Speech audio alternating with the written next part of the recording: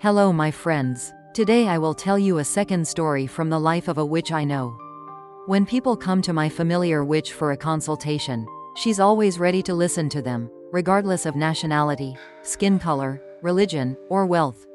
Anyone can face trouble. The only thing she simply does not tolerate is lies. One day, a woman named Amanda came to her.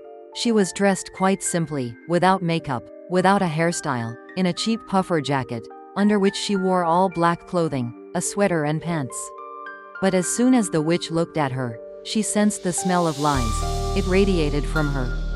The clairvoyant told Amanda that she was trying to deceive her with this outfit, that it wasn't her style, that she didn't like it, yet she was wearing it. "Why did you dress like this if it's not yours?" The woman was taken aback. She admitted she really didn't like dressing that way. In reality, she had a lot of money, quite a lot.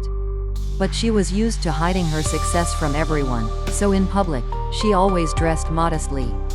However, this deceit had recently backfired, which was what brought her to the witch. Some time ago, Amanda met a man named Bobby. All names are fictional here. She really liked him, but she feared he'd be interested in her money, not her love. So, for several weeks, Amanda pretended to live on a small, meager salary, eating simple food and baking casseroles on weekends. Then one day, Bobby decided to pick up his beloved from her office and discovered that she was the boss. He saw what she wore at work and the kind of car she drove.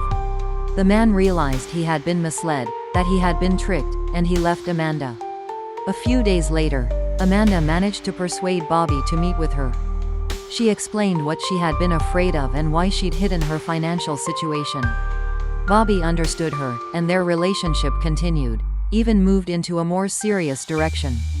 Eventually, they even started living together in Amanda's apartment. The man openly admired everything about her home, which was beautiful, neat, and looked wealthy. One day, an old friend of Amanda's visited her and met Bobby. Later, the friend casually remarked that Amanda had chosen a man who didn't quite match her status, as if he was beneath her. It sounded hurtful, didn't it? The friend hinted that she could introduce Amanda to another man, a wealthy, single businessman, someone she could only dream of. But Amanda laughed it off, saying she had everything she needed and was in love. However, a week later, Bobby unexpectedly lost his job. He stayed at home for a long time, unable to find a new job, no matter how hard he tried.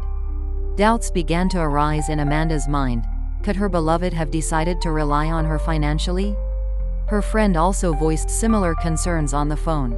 Amanda was angry but said nothing to Bobby. People lie for various reasons. They believe it to be harmless or even trivial. They think that by lying, they protect their partner from unpleasant truths or simply lack courage. But lies, big or small, poison any relationship, making it weak and fragile. Amanda agreed to meet the businessman her friend mentioned and had no regrets. Arthur, our new hero, turned out to be a very pleasant and charming man. During their meeting, he shared stories about his successful business and immediately began showing Amanda signs of attention. And as we know, this is always pleasant for a woman. Amanda returned home and found Bobby in the kitchen, aimless. He asked her for money, explaining that he couldn't pay his credit, which he had taken out months ago due to losing his job. In response, Amanda simply kicked him out, calling him a freeloader who was living off her. After a little while, Amanda and Arthur became closer. With him, she felt equal for the first time, without needing to hide her wealth. She was at ease, unafraid to show her financial status. She began to fall in love with this man, who now gave her gifts and never asked for money. He respected that she worked late, and on weekends, they visited exhibitions, theaters, and museums together. But one day, Arthur didn't show up for their date. His phone was off, and Amanda was frantic, unable to find him. Arthur returned home at dawn, drunk and deeply troubled. After much resistance, he finally confessed. His business partner had set him up, and he was on the verge of losing his share of the business. To fight back, he needed a lot of money for lawyers. Amanda was relieved he wasn't hurt, just betrayed. Money was no issue. She had savings and promised Arthur her support. The businessman accepted her help and worked on restoring his business and reputation, spending most of his time away from home. Amanda missed him, feeling neglected, until one day he revealed he had a surprise for her. It wasn't the right setting, but since she insisted, he confessed his intentions then and there. Arthur took out a box with a very expensive ring and proposed to Amanda. Instead of feeling joy, Amanda was overwhelmed and didn't know whether to accept Arthur's proposal. Each person is a multi-layered universe, not defined by mere actions. Our lives are shaped by countless nuances: family, upbringing, friends, pets, education, career, values. We can spend a lifetime discovering someone, but certain truths must be known to create a strong family. How much do you really know about the person you're planning to marry? Amanda rushed to tell her friend, the one who introduced her to Arthur, about her engagement. That was when the horrible truth surfaced. Instead of happiness for Amanda, her friend reacted with anger, insisting that the wedding shouldn't and couldn't happen. For several years, she had been Arthur's lover.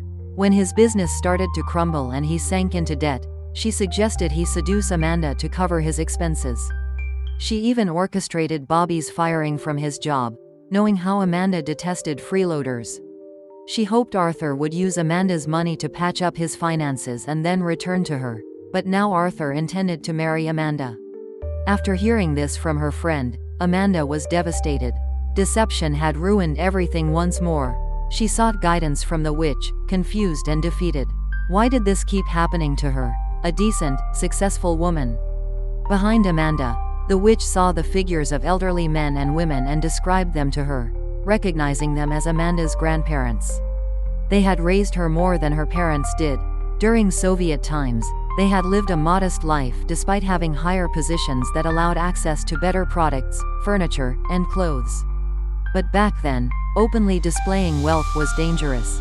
Amanda's grandparents hid their status, fearing accusations and confiscation of their property. This way of life, a comfortable, modest picture, safe for public perception, was ingrained in Amanda's subconscious, leading her to hide her success and mistrust others. To break this cycle, the witch performed a ritual for Amanda, allowing her to receive guidance from her grandparents. Through this, she gained a better understanding of herself and her family history. The clairvoyant also created a personal charm for Amanda from hyacinth stone, a stone that reveals lies, to remind her of the importance of honesty. She cannot help every living soul, but she wants to remind everyone that within us lies the strength to resolve even the most daunting problems.